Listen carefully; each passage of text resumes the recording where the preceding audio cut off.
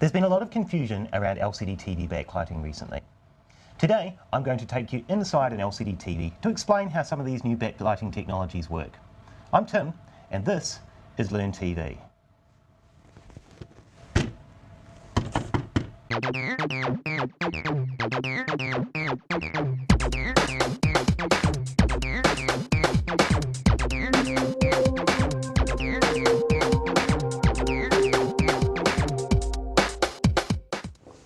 LCD TVs haven't been a mainstream technology for very long, so it's no surprise that it's quite confusing trying to keep up with all the technologies in them.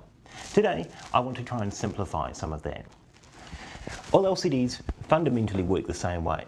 They have a backlight behind the screen, and that backlight is shining through a liquid crystal panel. Each individual pixel is represented by a liquid crystal door, if you like.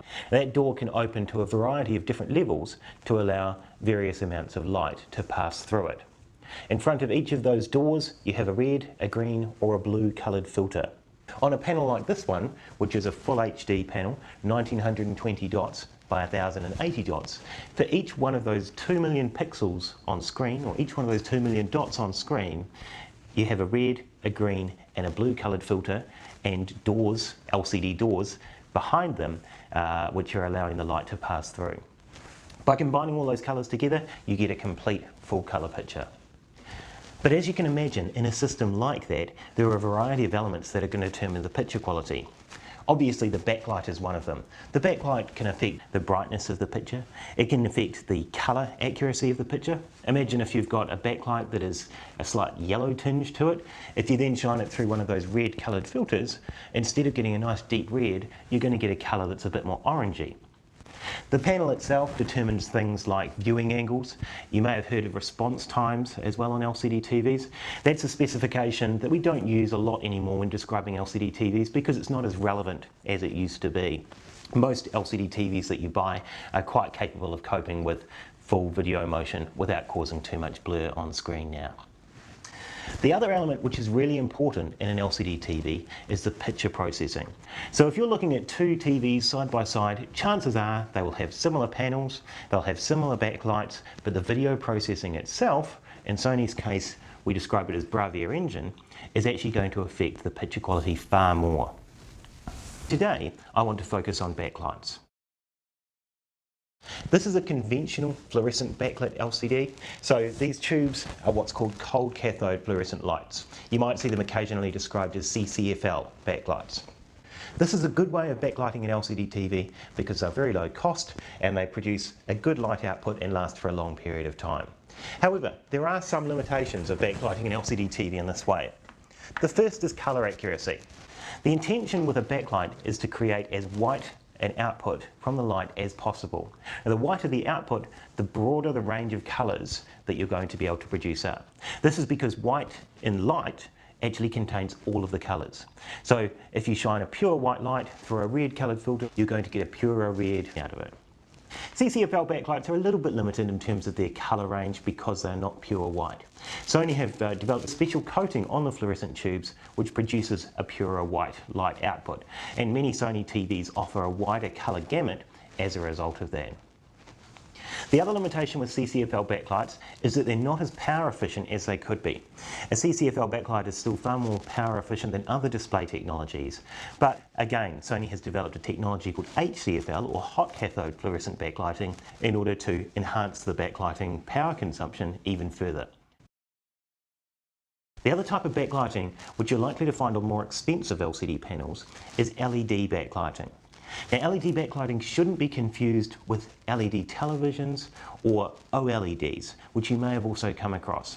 LED backlit LCD TVs, while some manufacturers do describe them as LED TVs, are in fact the same LCD TVs. The only difference is that instead of using the fluorescent tubes, they're using small light-emitting diodes, or LEDs, for the backlighting. There are three main ways that they use LEDs for backlighting LCD TVs. The first is conventional white LED backlighting. Now, this effectively has an array of white LEDs behind the screen which creates the light source. These are very good as far as low power consumption and relatively cost effective as well, although still a lot more expensive than fluorescent lights for backlighting. The second developed by Sony back in 2004, is RGB LED backlighting. Now, RGB LED backlighting offers far superior colour to any other display technology. RGB stands for red, green and blue, and this system actually uses red, green and blue LEDs combined to create a purer white light output than you could produce with a single white LED alone. The third, which is the one that's getting quite a lot of hype at the moment, is what's called Edge LED backlighting. Sony introduced the first Edge LED backlit TV back in 2008, our ZX series. Now, the ZX series has got the advantage of being extremely thin, in fact 9.9 millimeters. So this is the principal benefit of Edge LED backlighting. With Edge LED backlighting, you have an array of LEDs that run around the edge of the screen, and then a clever light diffusion panel which makes the light come from the edges and give you an even backlight behind the panel.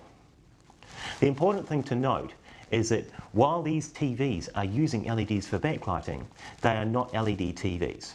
Let me show you why. You've probably actually seen real LED displays before. Certainly if you've been to a large sports match, or you've been somewhere like Times Square where there are large video billboards, most of those are created using LEDs. The reason why you don't find LED TVs in your home is that LEDs are simply too big. Here's one to give you an idea. Now this is actually a fairly small one, but most of you will have seen LEDs before. They're used in all manner of devices. But in order to be able to compare this to the pixels on a full HD TV, I'm going to need to get the camera a little bit closer. Fortunately, I've got a microscope here that magnifies images by 30 times. So we can use this to have a closer look at the actual pixels on this LCD TV. You can just make out the pixels on the TV now.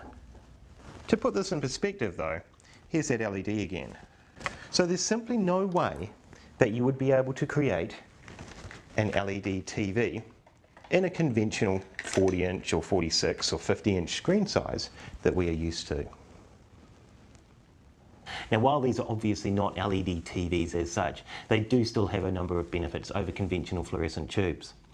LEDs are far more power efficient, which means that you can produce a brighter image than a fluorescent tube, and you can do it by using less power. So they're more economical to run. The other benefit of LEDs is that you can switch them on and off much more quickly. Now this means that you're able to do things like local dimming. Found on Sony's RGB LED backlit TVs, local dimming allows you to turn off just parts of the picture in order to enhance black levels and therefore contrast in the picture. The benefit of this is that unlike a lot of other technologies, you can actually enhance the contrast in a given image. That means that you can produce a nice deep black and a nice bright white on screen at the same time. This sort of thing is not possible with Edge LED backlighting. Edge LED backlighting, while you can switch the LEDs off, by doing so, you dim the entire screen. So it's great if you've got a completely black picture on screen, or if you want to produce a very bright image. You can also produce extremely high specifications for contrast. However, in practice, it's not going to give you a deep black and a nice bright color on screen at the same time.